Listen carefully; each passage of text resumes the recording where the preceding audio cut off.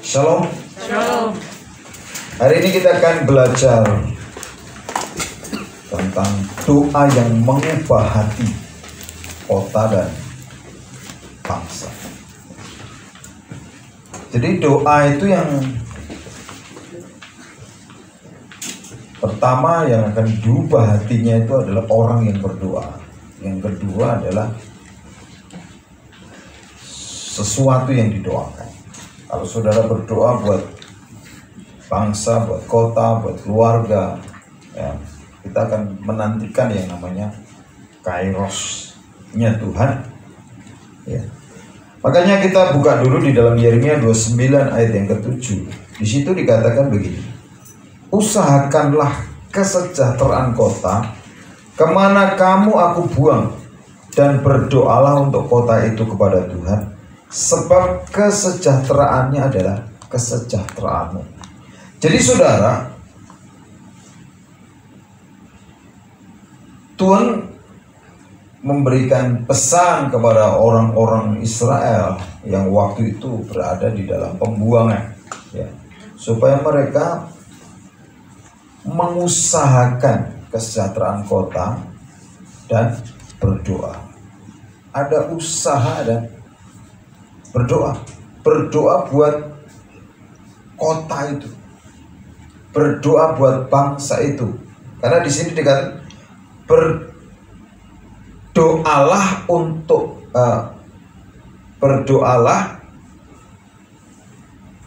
kota itu kepada Tuhan. Jadi saudara, orang yang bisa berdoa itu orang yang hatinya itu mengasihi kota, hatinya mengasihi bangsa. Makanya seorang pendoa yang diupah itu adalah hatinya lebih dulu. Jadi jangan berpikir saudara itu kalau berdoa untuk sesuatu, saudara itu bebas dari proses. Justru saudara kan diproses. Karena apa? Tuhan itu berurusan dengan orang yang berdoa. Baru kita akan melihat bahwa kota yang kita doakan, negeri yang kita doakan, itu akan sejahtera. Dan ketika yang kita doakan sejahtera, kita juga akan menikmati sejahtera. Ini adalah sebuah hukum. Orang yang berdoa ini harus mengerti tentang hukum tabur tuai. Orang yang tidak suka berdoa, ya dia tidak pernah suka menabur doa. Nah, tidak pernah akan menuai sesuatu yang baik. Makanya di sini dikatakan kesejahteraannya adalah kesejahteraanmu. Kemudian di dalam Mazmur 106 ayat 30 ini juga contoh seorang yang bernama Pinehas. Jadi ini pribadi saudara.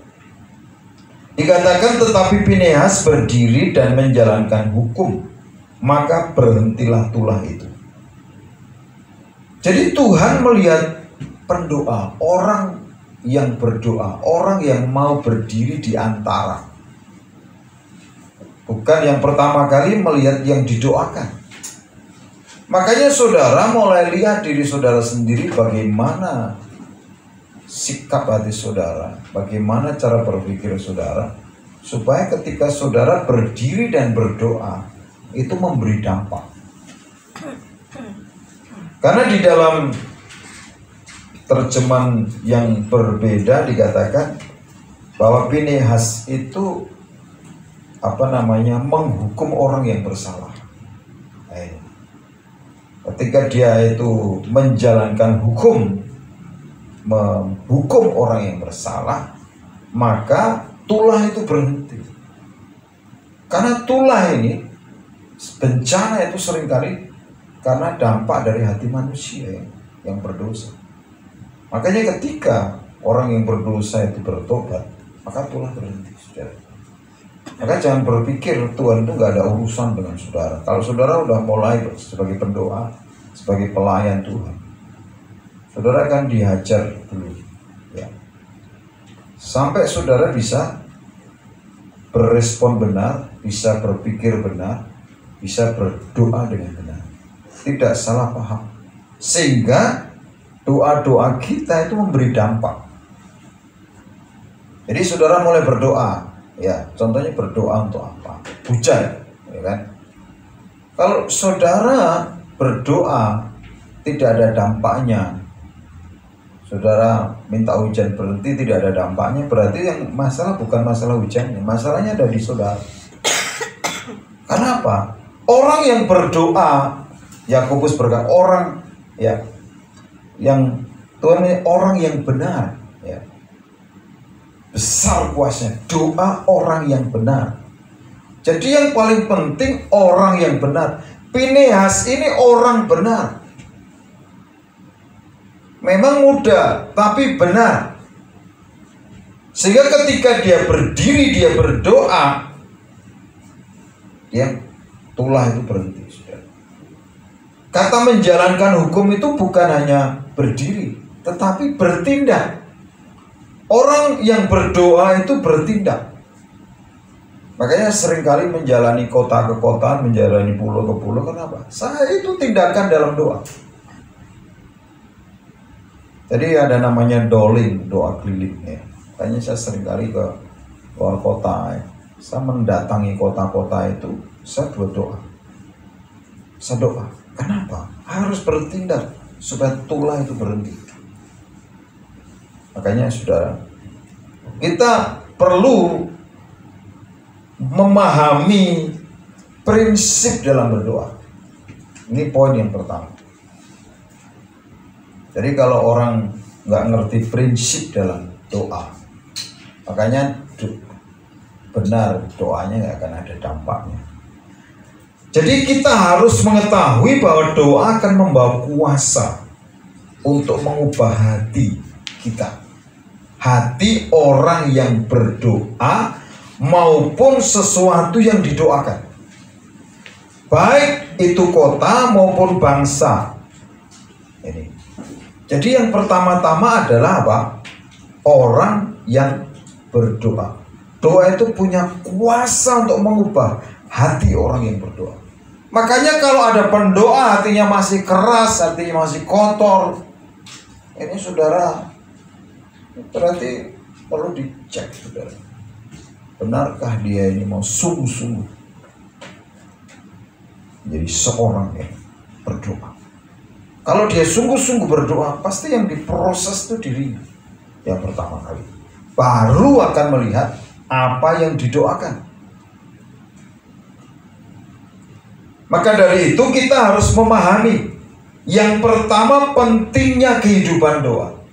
Jadi doa itu sebuah kehidupan. Doa itu bukan mantra, tapi kehidupan. Karena apa? Sebuah fakta bahwa banyak orang Kristen itu tidak menyadari pentingnya doa, pentingnya berdoa. Banyak orang Kristen nggak suka doa. Kenapa? Karena ketidaktahuannya. Dalam bahasa lain itu bodoh, saudara. Bahasa halusnya ketidaktahuannya. Padahal apa saudara? Doa itu adalah perintahnya Tuhan. Doa itu perintah Tuhan. Kalau saudara itu tidak pernah menyadari bahwa doa itu perintah Tuhan, nah saudara tidak berdoa itu berarti saudara berdosa. Kenapa? Saudara melanggar perintah Tuhan. Coba perhatikan di dalam Matius 26 ayat 41. Di situ kan pesan Tuhan Yesus adalah berdoa dan berjaga-jaga. Ya, berdoa dan berjaga-jaga. Kemudian dalam Yudas pasal pertama ayat 20, di situ dikatakan, saudara-saudaraku, ya, supaya apa? Kita ini berdoa dalam Roh Kudus. Jadi itu perintah, saudara. Berdoa dalam Roh Kudus. Berdoa dalam keintiman dengan Roh Kudus. Bukan berdoa hanya bahasa roh, menggunakan bahasa Roh Kudus, tapi tidak di dalam Roh Kudus. Jadi ini pentingnya. Kehidupan doa ini penting. Jadi doa itu sebuah kehidupan, satu hubungan, relationship. dimanapun, kapanpun, situasi apapun. Doa itu tidak dibatasi oleh ruang dan waktu, oleh situasi, oleh keadaan. Bagaimanapun, apapun, kita tetap harus berdoa. Sekalipun pohon ara tidak berbuah, ya kan? Itu harus berani bicara sekalipun. Yang kedua, saudara, prinsip dalam berdoa yang kedua, harus percaya bahwa Tuhan pasti menjawab doa. Jadi Tuhan itu berkuasa menjawab doa. Amin. Ini hanya orang-orang yang tidak percaya yang tidak akan menerima jawaban doa. Karena apa? Iman adalah dasar dari segala sesuatu yang kita yang kita harapkan, dan bukti dari segala sesuatu yang tidak kita lihat. Orang beriman itu bukan hanya berharap, tetapi melihat bukti, saudara. Apa bukti imanmu sekarang? Kemudian saudara, karena di Yesaya 55 10-11 itu, di situ dikatakan bahwa Tuhan itu mengerjakan sesuai dengan firman-Nya. Sebab firman yang keluar dari mulut Allah tidak pernah kembali tanpa menghasilkan buah. Jadi Tuhan bekerja sesuai dengan firman. Bagaimana Tuhan mau bekerja kalau orang tidak suka firman? Dan yang kedua, ini dalam Matius 7 ayat 7-8 dikatakan Tuhan itu memberi sesuai dengan apa yang kita minta. Mintalah maka akan diberi. Ditanya kamu minta apa? Bingung yang diminta. Mintalah maka akan diberi. Jadi Tuhan itu memberi sesuai dengan kita minta, saudara. Bukan sesuai dengan keinginan kita, yang kita minta. Yang ketiga, kita mesti mengenal Tuhan dan perjanjiannya. Nah ini, hanya orang nggak pernah baca Alkitab sehingga tidak tahu perjanjian Tuhan. Coba kita lihat di bagian ini. Jadi di dalam 1 Timotius pasal 6 ayat 13-15 itu, di situ Paulus mengatakan yang kukendaki itu mengenal Dia, ya kan? Siapakah Yesus? Itu adalah Raja di atas segala raja.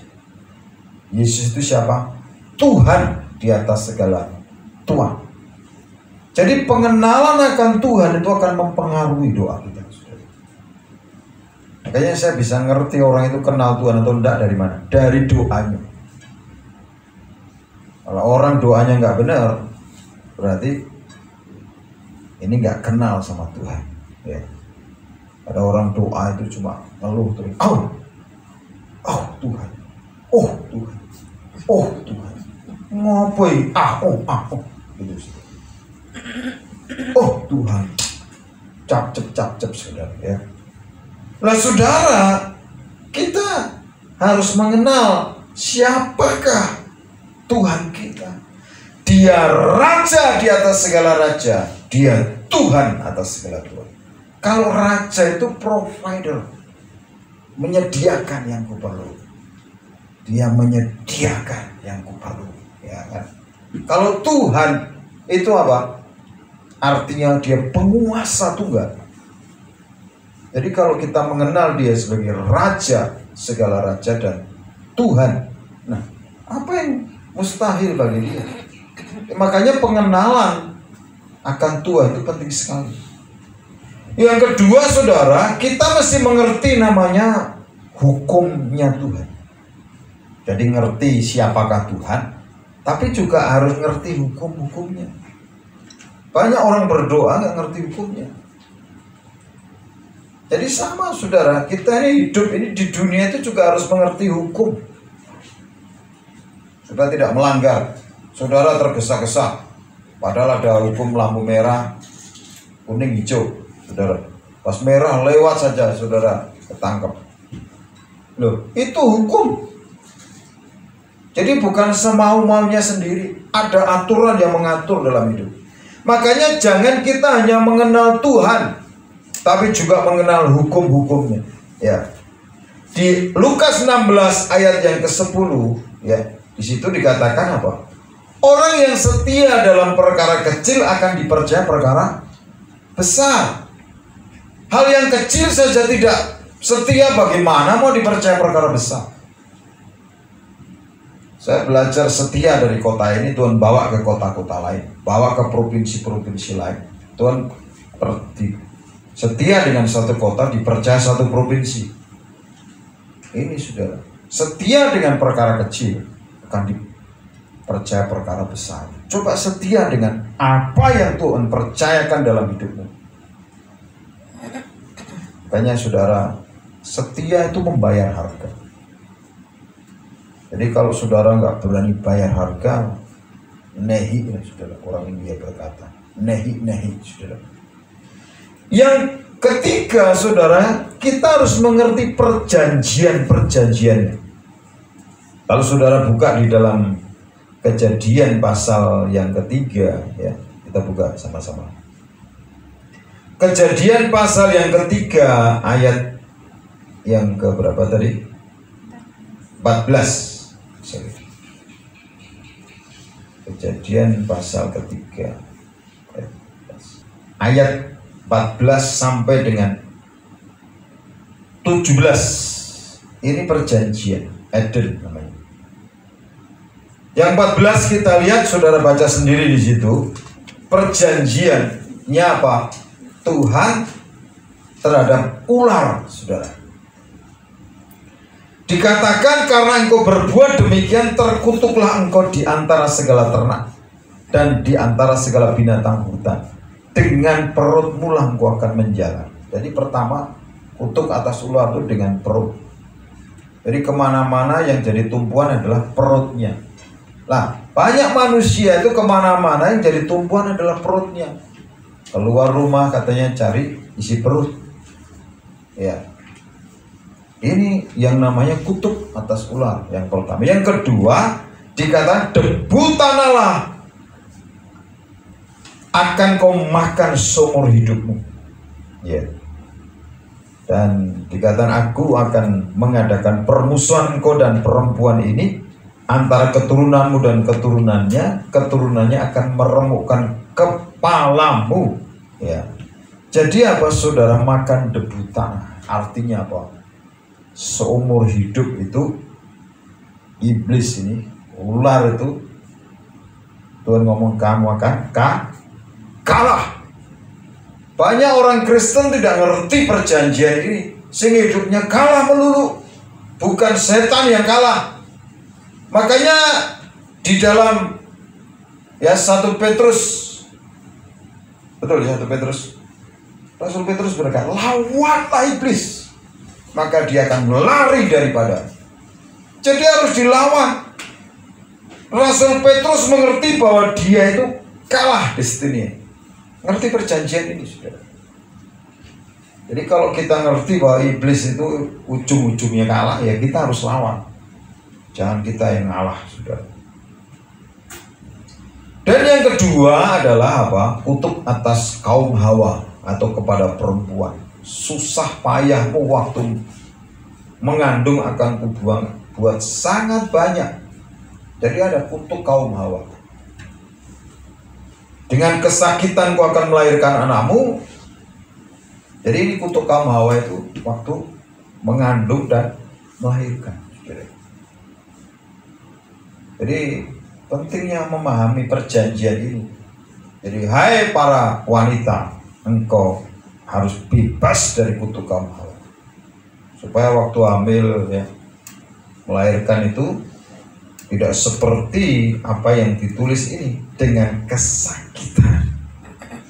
Ini hal yang pertama, kutuk kaum Hawa. Yang kedua, engkau akan birahi kepada suami. Artinya apa? Punya kecenderungan menguasai suami. Punya kecenderungan apa? Ngontrol suaminya.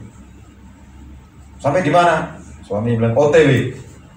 Lagi. Sampai di mana? OTW maksudnya. Padahal suami udah ngomong ojo takon baik. Kontrol terus, sudah pakai remote.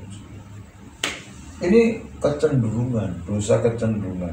Jadi sejak manusia jatuh dalam dosa itu menjadi iniquity kaum Hawa. Itu main kontrol, saudara. Kontrol terus. Jadi suaminya dijadikan apa? Kerbau, dicucuk hidungnya. Kayaknya suaminya nggak kerasan. Ya. Wah, di rumah itu gak neraka gitu. Nah saudara, ini kalau kita memahami isi perjanjian Eden ini, saudara, kita dampaknya kan sampai hari ini. Kita melayani manusia kan harus melihat dampak dari perjanjian Eden ini. Kemudian saudara, kutuk atas kaum Adam. Ini kan selain ya perempuan tadi, selain kata birahi itu ada kecenderungan menguasai. Tadi yang pertama ada spirit of conflict, ya, ada permusuhan. Jadi permusuhannya dengan setan. Yang pertama dengan ular, permusuhan. Yang kedua karena ya permusuhan gak selesai-selesai, akhirnya di rumah ya ikut memusuhi suami. Ada konflik, ingin menguasai suami. Jadi dua nih. Ada tiga kutuk kaum Hawa. Yang pertama apa? Susah payah waktu mengandung dan kesakitan waktu melahirkan. Kemudian spirit of conflict. Jadi di mana-mana itu membawa apa namanya? Konflik. Perang besar di dunia itu disebabkan oleh karena wanita. Jadi kalau mau belajar sejarah ini, bunuh karena wanita. Makanya Adam udah ngomong, ini aku jatuh dalam dosa ini karena wanita. Gitu. Keluar dari Taman Eden juga karena wanita. Akhirnya dia nyebarkan spirit of conflict. Jadi terus mau menguasai suaminya, tapi suaminya nggak mau. Terjadilah peperangan, pertempuran. Adu kuat, saudara. Kemudian, saudara, dampak ini perjanjian Eden ini, dosa itu membuat manusia itu berpeluh, artinya susah payah. Untuk mendapatkan rezeki itu susah payah. Makanya kita ini, firman Tuhan kan berkata, susah payah itu nggak nambahi, berkat Tuhanlah yang menjadikan kaya. Banyak orang bersusah payah tapi akhirnya di ujungnya habis. Dan yang kedua adalah kenapa kok susah payah? Karena tanahnya jadi terkutuk. Sama seperti ini kan dimulai dari dosa Eden ini membuat tanah ini terkutuk. Bahkan di Kejadian pasal 4 ketika Kain itu membunuh Habel dan tanah itu sudah mulai tercemar darah lagi, jadi tidak bisa menghasilkan maksimal. Makanya hari-hari ini orang itu nggak bisa maksimal, nggak bisa maksimal hidupnya, selalu kurang terus.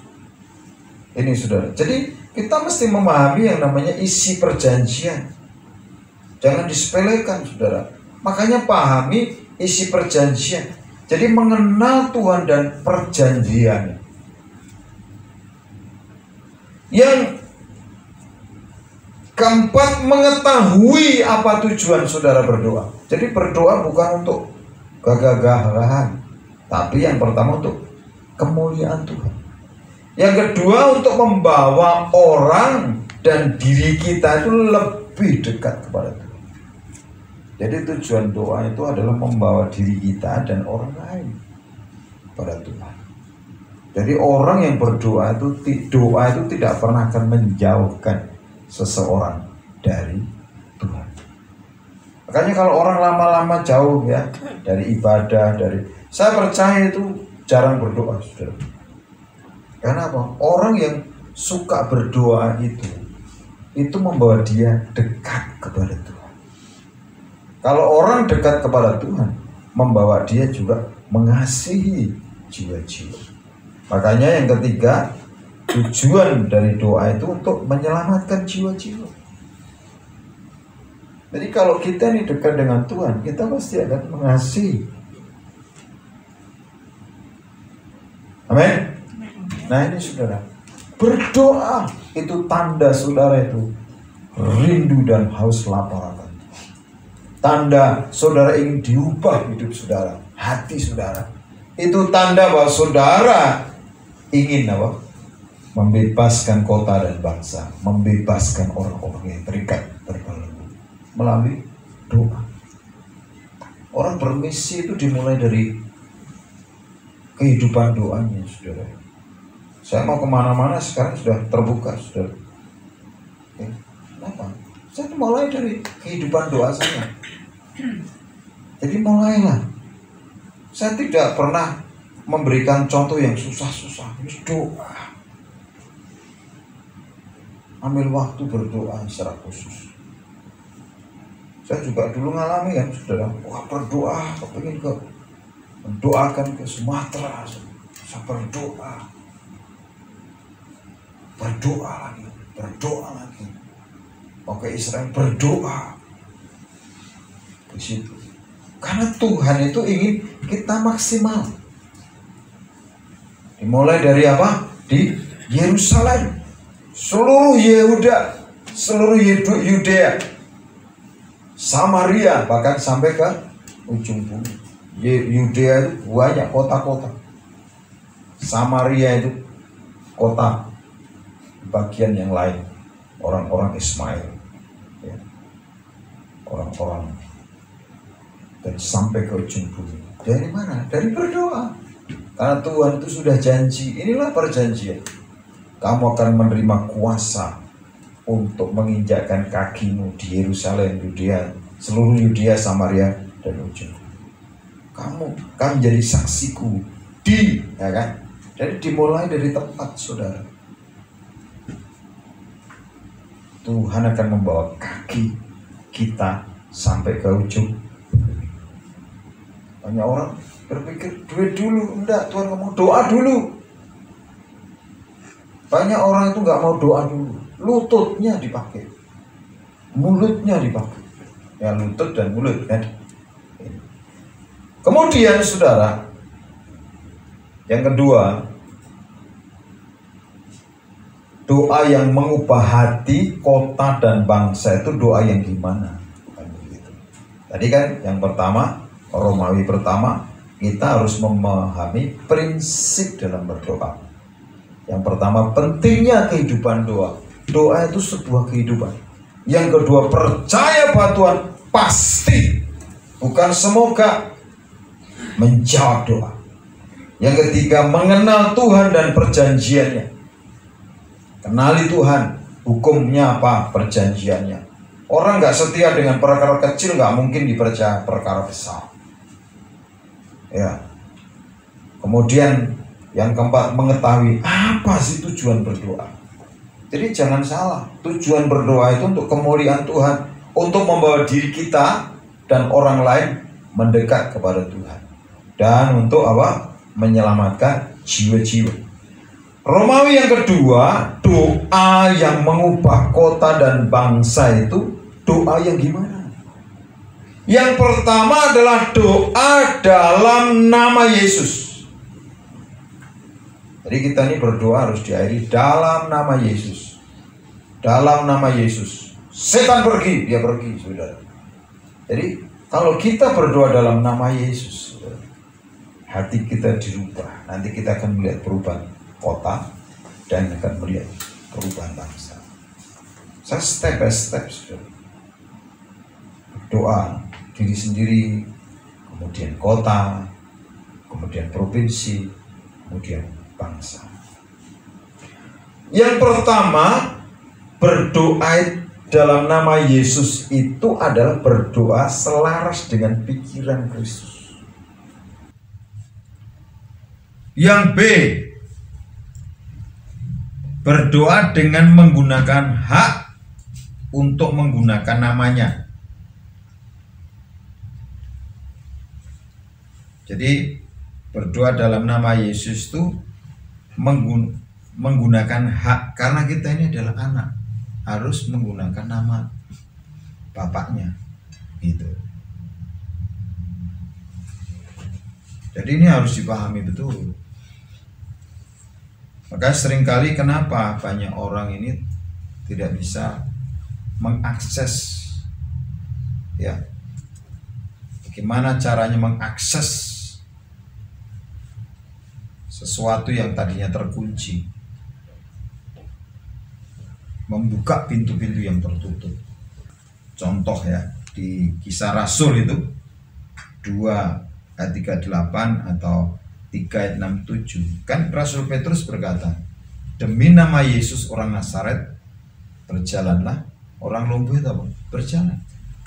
Itu kunci pembuka, unlock, ya kan? Lubangnya ketemu, kuncinya itu dalam nama Yesus. Ya, banyak orang itu nggak lihat lubang kunci, nggak bisa nyari kunci.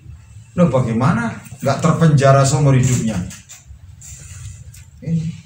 Kalau saudara ngerti kuncinya dalam nama Yesus dan saudara melihat jalan lubang kuncinya, selesai saudara. Ini orang lumpuh ini sudah bertahun-tahun. Makanya saudara, kenapa kita itu mesti punya relationship dengan Tuhan, punya kehidupan doa, supaya sampai kita ini bisa menemukan kuncinya dan mata kita bisa melihat lubang kunci itu. Ini. Jadi kenapa sampai tergembok, terkunci, nggak bisa keluar, terbatas, terpatok kakinya, di penjara, ya kan? Penjara apa? Penjara ketidakmampuan, penjara kebodohan. Ada penjara-penjara ini banyak sekali. Penjara kekurangan. Ini kan penjara, sudah. Kemiskinan itu menjadi penjara dan momok yang ditakuti oleh orang. Nah, makanya kita perlu bisa keluar dari penjara itu, sudah. Sehingga apa? Kita ini bisa menikmati apa yang Tuhan janjikan. Coba temukan kuncinya. Saudara ini sudah punya kunci dalam nama Yesus. Tapi kunci itu, saudara punya kunci tapi tidak bisa memasukkan di lubang kunci dengan tepat. Ya, tetap sama saja. Kayaknya sudah orang cerdik ya, sekalipun digembok, terkunci, dia hanya punya peniti, dia bisa buka. Gitu. Kalau saudara lihat ya, orang cerdik banyak, dia hanya punya peniti, bisa buka. Makanya saudara, kunci ini jangan dibuang. Banyak orang melepaskan kepercayaan kepada Kristus, padahal nama Yesus itu adalah kunci untuk membuka unlock, membuka pintu.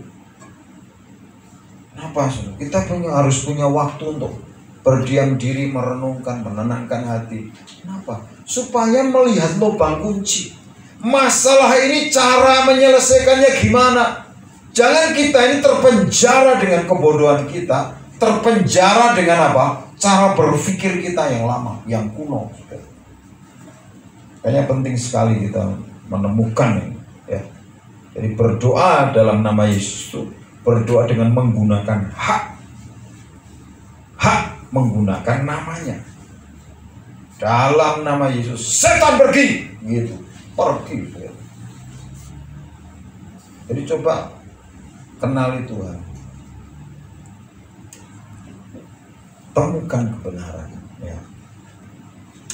Kemudian saudara, yang kedua, doa yang mengubah hati, kota, dan bangsa itu. Yang pertama tadi berdoa dalam nama Yesus. Yang kedua berdoa dengan dasar firman Tuhan. Ini penting. Firman itu adalah pelita bagi kaki dan terang bagi jalan. Firman. Orang sedang alami masalah itu yang diperlukan, orang yang sedang dalam kegelapan itu yang diperlukan pelita, saudara. Firman. Jadi temukan firman. Iman timbul dari apa? Pendengaran firman. Ini penting sekali. Jadi kalau saudara tidak bisa mendengar firman, cari firman. Jadi saudara dengan memahami firman itu akan membuat doa kita itu memiliki dasar. Sehingga apa? Doa kita itu bisa meledakkan kuasa. Jadi kuasa. Karena firman Tuhan berkata kalau Roh Kudus turun atas kamu, kamu akan mendapat kuasa. Firman itu berkuasa menciptakan yang tidak ada jadi ada. Menciptakan yang membuat yang tidak mungkin jadi mungkin. Makanya temukan firman untuk jadi pijakan berdoa, landasan pacu. Banyak orang berdoa muter-muter kemana-mana, nggak ketemu-ketemu, saudara. Kenapa sih?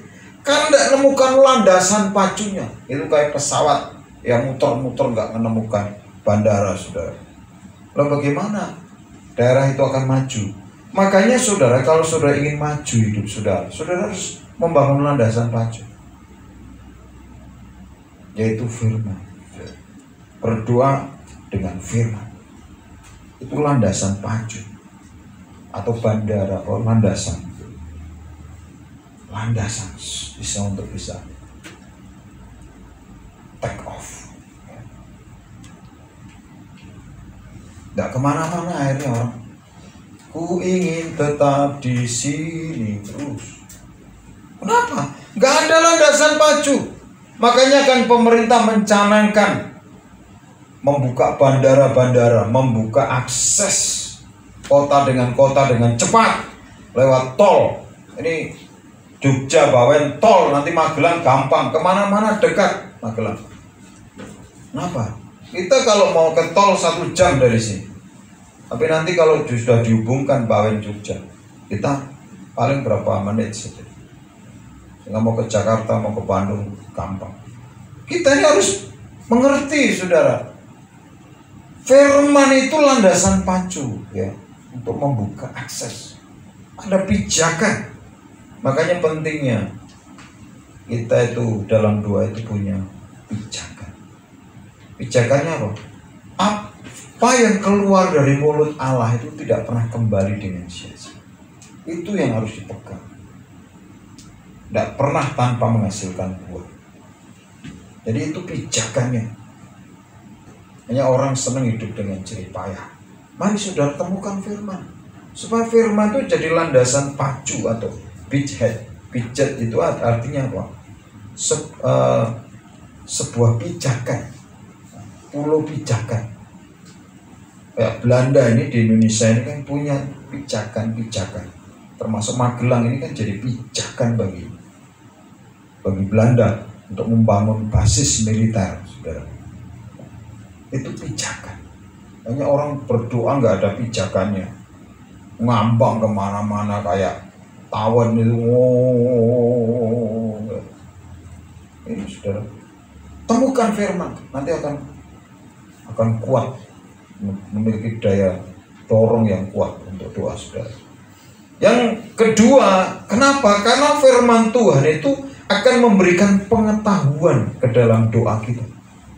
Jadi berdoa dengan pengetahuan. Kenapa? Karena baca firman, baca kisah orang-orang yang terjepit dia bisa lolos, orang-orang yang mengalami unlock, terkunci bisa keluar, orang yang terbelenggu bisa bebas. Itu akan memberikan pengetahuan yang lebih di dalam doa kita. Jika doa kita ini menerobos kemustahilan, saudara. Kemudian saudara, yang ketiga itu berdoa dengan mendengar suara Tuhan. Jadi doa itu mendengarkan suara Tuhan. Jangan doa itu hafalan ya, kayak anak SD ini sering hafalan dari A sampai Z. Banyak orang berdoa tidak karena mendengar suara Tuhan. Ya memang bisa ngomong, tapi tidak bisa ngerti. Nah, nggak beda seperti burung beo. Pagi, selamat pagi, selamat pagi. Nanti ketemu orang siang bilang, selamat pagi, selamat pagi. Sore lagi, selamat pagi, selamat pagi. Dibilang, beo, beo kok kamu kok goblok. Selamat pagi, selamat pagi. Terus saja sudah. Ini saudara, seringkali kita menemukan pendoa-pendoa yang berdoa bukan karena mendengar suara Tuhan. Karena yang mengetahui rahasianya Tuhan itu adalah roh Tuhan. Makanya saudara masuk hadirat Tuhan, dengar apa kata roh itu, sehingga itu yang didoakan. Jangan doa asal bahasa Jawa itu ya asal keluar, asal ngomong aja. Coba kita belajar berdoa dengan benar, saudara. Kenapa? Ini hal yang penting dalam berdoa, itu mendengar suara Tuhan. Bukan karena banyaknya doa, saudara. Sampai set ngalor ngidul ngetan ngulon, saudara. Muter-muter kayak bangsingan, saudara. Ini dengar aja Tuhan ngomong apa. Kalau saudara itu mendengar suara Tuhan untuk mendoakan sesuatu, nanti saudara akan dituntun oleh Roh Kudus bagaimana caranya berdoa. Kayak di dalam Roma 8 kan dikatakan kita ini nggak tahu bagaimana berdoa dengan benar. Makanya perlunya kita dituntun Roh Kudus. Tanya Roh Kudus. Makanya begitu kita dapat doanya ini, oke. Itu kayak peluru yang dilepaskan, bom yang dilepaskan loh, duar gitu. Coba belajar mendengar suara Tuhan. Karena apa saudara?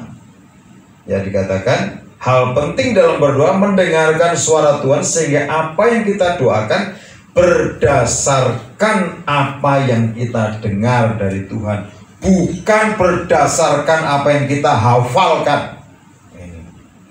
Makanya saya nggak suka pakai ya hafalan, saudara. Itu kan tidak beda seperti mantra. Orang itu kan harus ngerti poin-poin dalam doa. Doa untuk bangsa negara poinnya apa? Itu nanti ngembangnya itu dituntun sama Roh Kudus karena berdasarkan mendengar. Yang pertama apa? Mendengar adalah menanti-nantikan apa yang tidak dikatakan dan menikmati hadirat Tuhan. Jadi coba saudara, kalau saudara datang di nyembah Tuhan tuh, nanti-nantikan Tuhan. Sendengkan telinga saudara. Mau seneng pegang HP, kayaknya orang lengket sama HP-nya ya. Saya bilang, ya kalau dapat transaksi 1M atau 100 juta gitu ya, HP-nya nggak bisa lepas. Telinga ini penting ditempelkan, disenderkan kepada Tuhan. Ini saudara. Jadi mendengar, menanti-nantikan Tuhan, bicara Tuhan, dan sudah mulai nikmati hadirat Tuhan. Hadirat-Mu, ya kan? Terus nikmati. Kalau saudara itu ngerasakan hadirat Tuhan, sebelahnya akan ngerasakan hadirat. Semua orang ngerasakan hadirat Tuhan, so. Itu hadiratnya semakin kuat. Orang masuk itu langsung merasakan hadirat Tuhan. Gitu. Oh, doa saudara, terus rasakan hadiratnya lain. Ya, kita perlu pribadi. Yang kedua, ya mendengar suara. Mendengar itu artinya apa? Mendengarkan adalah waktu membebaskan diri dari dunia dan akan menolong kita dalam mengalahkan setiap masalah melalui doa. Makanya penting itu mendengar. Ya jadi jadilah tenang supaya bisa berdoa. Jadi doa ini banyak orang berdoa ini dipikir gampang. Gampang kalau saudara bisa dengar, doa itu gampang. Saudara ya, kenapa banyak orang ya, kalau saudara perhatikan orang yang bisu itu biasanya kaitannya di telinga tuli, ya kan? Kalau orang telinganya itu, anak itu telinganya dengar, itu diajak ngomong gampang. Makanya kalau tuli itu diajari berdoa ya susah, ngomongnya susah. Tapi kalau kita ini mendengar suara Tuhan, ngomong gampang, saudara. Makanya banyak anak-anak yang lambat itu kan dites telinganya. Saudara berapa tahun bisa bicara itu, tanya orang tua saudara. Berarti kalau saudara sudah terlalu usia 3 tahun baru bisa ngomong, berarti ada masalah di telinga saudara. Ini karena apa? Orang kalau bisa mendengar, nggak perlu terapi bicara, pasti cepat bisa ngomong. Dengerin begitu, nirukan gampang, saudara. Makanya mendengarkan itu waktu membebaskan diri. Yang ketiga, mendengarkan adalah melatih untuk menguasai diri. Dengan mendengar ya. Ini contoh ya, Yohanes Pembaptis itu dilatih mendengarkan suara Tuhan di mana? Di padang gurun. Makanya saya ini berdoa supaya saudara mengalami padang gurun deh, supaya bisa mendengar suara Tuhan. Di padang gurun sampai responnya benar. Mau kecepit ya, problem yang penting sampai bisa dengar suara Tuhan. Karena sepatah kata dari Tuhan itu yang akan menuntun kita. Ya pernah Tuhan ngomong, belajar dari Rut, ikuti para penyapit-penyapit. Saya praktekkan sudah. Saya kalau nggak ikut itu mendengar suara, tidak ada sampai hari ini, saudara. Betul. Sepatah kata dari Tuhan itu adalah mengubah hidup seseorang. Kemudian siapa? Paulus diubahkan dalam perjalanan menuju Damsyik. Tetapi ternyata Paulus masih membutuhkan waktu 3 tahun menyendiri di tanah Arab untuk berbicara secara pribadi, untuk bisa berjumpa secara pribadi dengan Tuhan. Di kesendirian, di kesunyian, supaya dia bisa mendengar Tuhan bicara, bisa ngomong, bisa bercakap-cakap dengan Tuhan. Makanya saudara, saya percaya seorang anak ya dari Indonesia nggak bisa bahasa Inggris, tapi begitu dia dikirim ke Singapura atau ke Hong Kong atau ke Australia, dia akan bisa bahasa Inggris. Kenapa? Karena di kesendirian itu yang didengar itu hanya orang-orang berbahasa Inggris. Lama-lama dia akan bisa. Mungkin awalnya pusing-pusing dikit, tapi pasti bisa. Kenapa? Sama seperti ini. Yohanes Pembaptis, lama-lama dia bisa dengar suara Tuhan. Pak, bukti Elia juga sama, disuruh di tepi sungai Krit supaya tidak mendengar yang lain, akhirnya bisa dengar suara Tuhan. Disuruh pergi ke rumah janda, Tuhan ngomong apa? Kamu akan dikasih makan oleh janda. Apa? Bener? Enggak. Justru janda itu diberi makan oleh Elia. Itu mana pelayanan itu sering kebalik. Pendeta itu kan harus begitu. Bukan dikasih makan janda, tapi mestinya memberi makan janda. Seperti janda Sarfat itu kan dikasih makanan rohani, baru dia ngalami pemenuhan makanan jasmani. Sudah janda baca firman nggak mau, ya repot saudara. Yang jasmani itu selalu mengikuti hal-hal yang rohani. Janda Sarfat itu mendengar apa yang dikatakan Elia, baru dia bisa lolos dalam hal-hal jasmani, dipelihara di masa sukar, saudara. Kemudian saudara, yang keempat, mendengar adalah lebih baik daripada setengah percakapan. Karena mendengarkan adalah kunci bagi doa yang kreatif. Allah menyatakan secara nyata ide-ide yang kreatif bagi yang mendengar, saudara. Bagi yang mendengarkan. Makanya pentingnya saudara mendengarkan Tuhan. Hari ini terus ngapa? Kreatif. Kita akan jadi orang-orang yang produktif. Contohnya Daud, Raja Daud ya. Dia juga tanya sama Tuhan, ini apa yang harus aku selesaikan? Ini ngalami unlock, ya, kondisi terkunci. Karena ada akhirnya Tuhan ngomong bla bla bla bla aja. Selesai masalah. Nabi Yeremia di dalam Yeremia 3:33, Tuhan mau berserulah kepadaku. Dia berseru, dia nggak peduli orang lain nggak percaya, berseru. Makanya saudara, kita lihat dulu ya di 1 Tawarik 28 ayat 19. Apa sih masalah yang terjadi? 1 Tawarik 19 ayat 28. 28 ayat 19. Balik.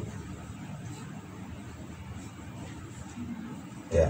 Semuanya itu terdapat dalam tulisan yang diilhamkan kepadaku oleh Tuhan. Jadi Daud ini mendengar. Jadi Tuhan memberikan ilham, diilhamkan, yang berisi petunjuk-petunjuk tentang segala pelaksanaan rencana itu. Jadi Tuhan itu membukakan rahasia ini, kamu begini. Ini saudara, jangan biarkan saudara itu tinggal dalam persoalan dan tidak bisa keluar dari masalah. Saudara mesti bisa keluar dari tekanan-tekanan supaya saudara bisa bersaksi. Apa yang saudara ingin saksikan? Kalau saudara tidak bisa keluar dari persoalan ini, makanya Tuhan berkata kepada Nabi Yeremia, berserulah kepadaku, maka aku akan menjawabkan. Karena nanti akan bisa banyak bersaksi. Karena kesaksian itu mematahkan apa? Belenggu iblis, mematahkan intimidasi iblis. Iblis itu dikalahkan yang pertama oleh darah anak domba, yang kedua oleh kesaksian. Banyak orang Kristen nggak bisa bersaksi, kenapa? Tidak bisa keluar dari persoalan. Dia di dalam terkunci, terpenjara terus menerus. Makanya saudara, bagian yang terakhir ya, jangan pernah menyampaikan sebuah permohonan kepada Tuhan atau berdoa sedangkan di saat yang bersamaan saudara sedang menyembunyikan ketidaktaatan saudara di belakang Tuhan. Ini camkan baik-baik. Makanya kenapa kita ini dituntut jujur dimulai dari mana? Dari perkataan kita. Ya katakan ya, tidak katakan tidak. Dituntut dari mana? Dari keuangan kita. Itu aja.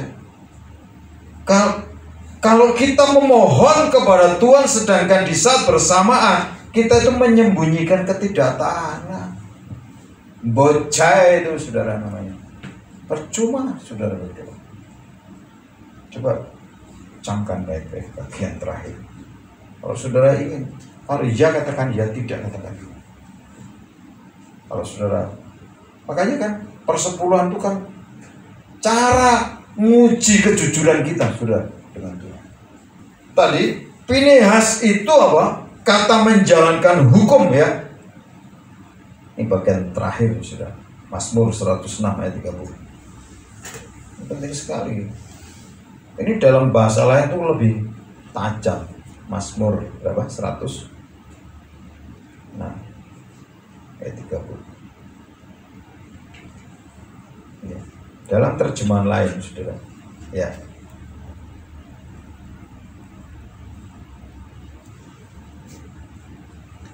Dikatakan begini, sampai Pinehas membunuh orang-orang yang dosa-dosanya telah menyebabkan wabah itu. Jadi orang yang menyebabkan wabah itu dibunuh, baru itulah berhenti. Banyak orang tidak mau membunuh dosa-dosa. Kemudian Pinehas bangkit dan menjalankan hukum, ya kan? Jadi ini terjemahan yang keras, ya. Yaitu sampai Pinehas menjalankan hukum itu membunuh orang-orang yang dosa-dosanya telah menyebabkan wabah itu, baru itulah itu berhenti. Makanya kalau saudara mau berdoanya dijawab sederhana. Jangan pernah menyampaikan sebuah permohonan ya kepada Tuhan Tapi di saat yang sama saudara sedang menyembunyikan ketidaktaatan. Saya juga belajar, saudara. Bersyukur ya, hari-hari. Kita mesti belajar terus. Dari waktu ke waktu. Dari hari ke hari. Apa yang masih kurang terus, benahi terus. Kan proses terus menerus.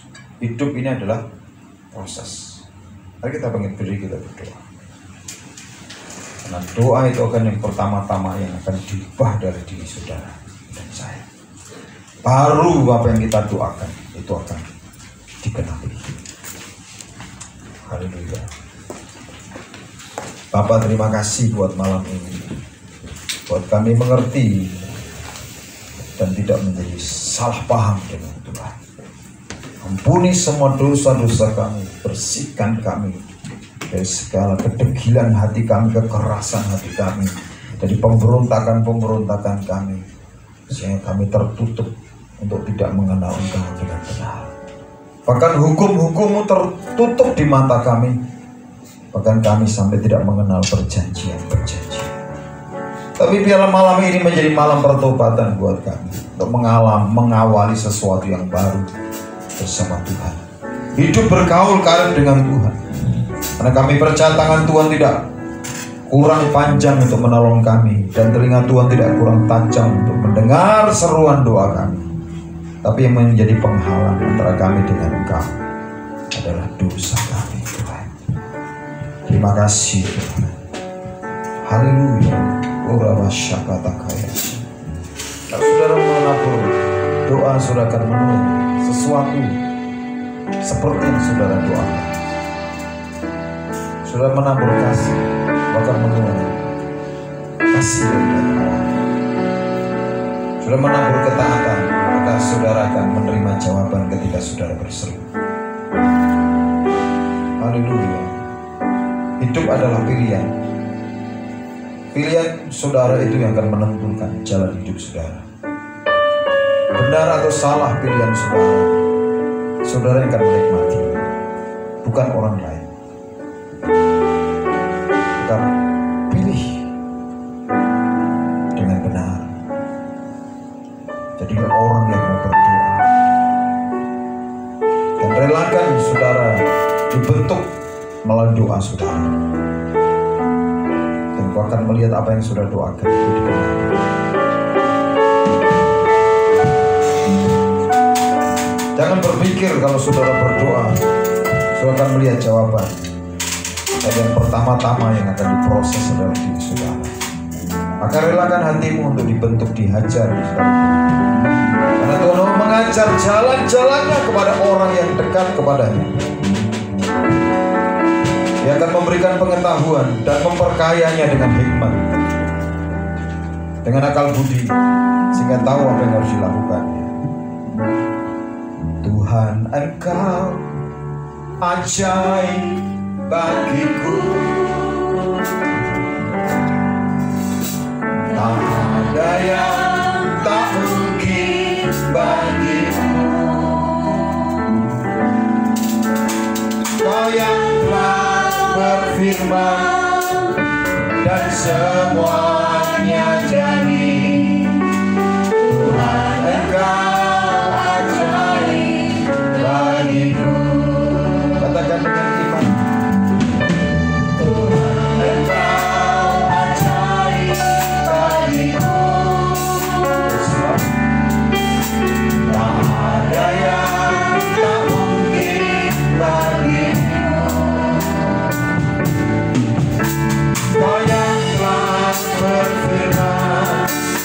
Dan semuanya jadi.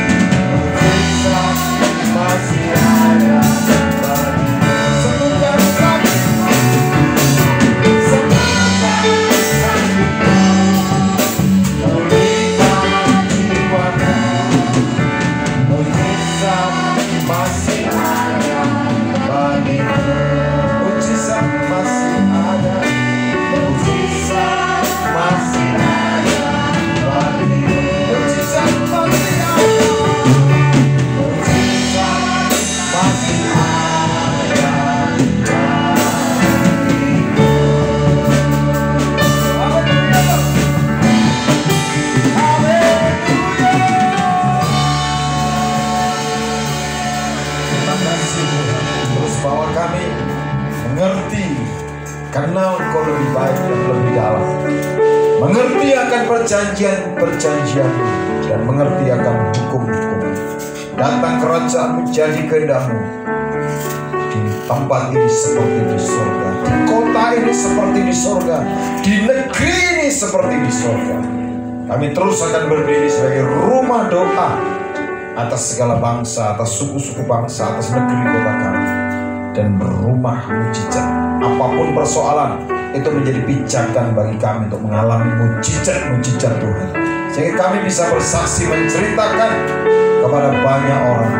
Nah, kami adalah rumah kabar baik. Terima kasih Bapa. Kami dedikasikan semuanya bagi kemuliaan. Dan sebelum kami pulang dan jadi berkat di tempat di mana Tuhan tempatkan kami, Tuhan berkati kami lebih dulu.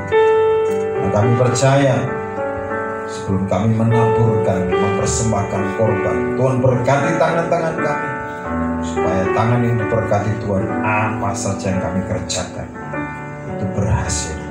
Dan juga tidak lupa berdoa buat rekan-rekan sekerja, jemaat yang tidak hadir, dan terus bakar hatinya, kerahkan hatinya, bersama-sama berfellowship di ibadah Pondok Daud ini. Mari saudara angkat kedua belah tangan saudara. Dia Tuhan. Sudah mulai malam hari ini serius mencari Tuhan. Temukan Tuhan dalam hidup. Dia akan mengubah yang tidak mungkin menjadi mungkin. Bahkan yang mustahil sekalipun itu akan dibuatnya menjadi pijakan kemuliaan dinyatakan dalam hidupmu.